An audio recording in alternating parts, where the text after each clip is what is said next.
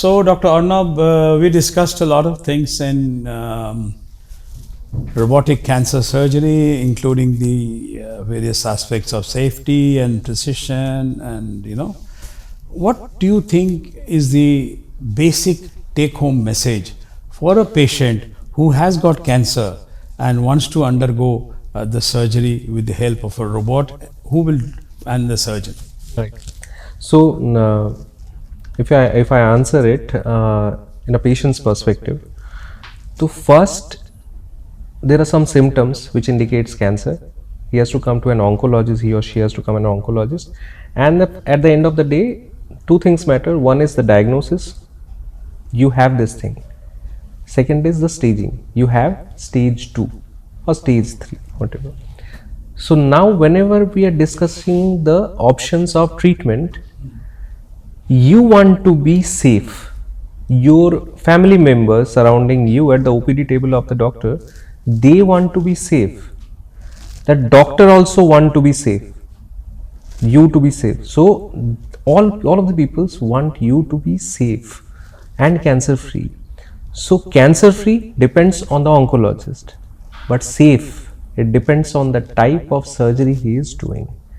The open surgery era is gone. The laparoscopy era is just at the middle. The robotic surgery is right now here to offer you that safety in a cancer patient. After being cancer free also, you can have a lot more complications using open or laparoscopic surgery. Correct. So basically it is all about safety. And number one, safety, and how you can be safe, as we talked about precision. There will be very low requirement of blood. It will be painless.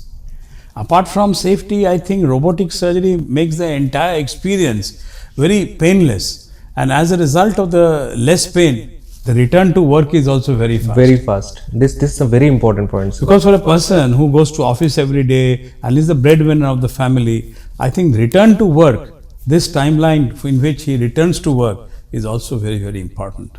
So I've got a patient of a gynecological cancer, a cervical cancer patient. We have operated on that lady.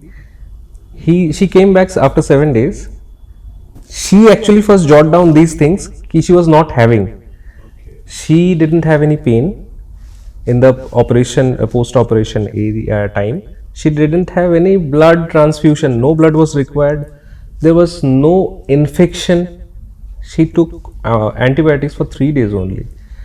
The surgery was so precise for her, like we told that the magnification was much more. There was, the lady was seemingly, she didn't have any surgery only. She came to my OPD and I went, who is this lady? Apparently she was so nice and looking back to work. Yes, and she was already back to work. She has just come to have a joining letter from me. So in 7 days, she was able to do her job. Return to work is a very big important parameter.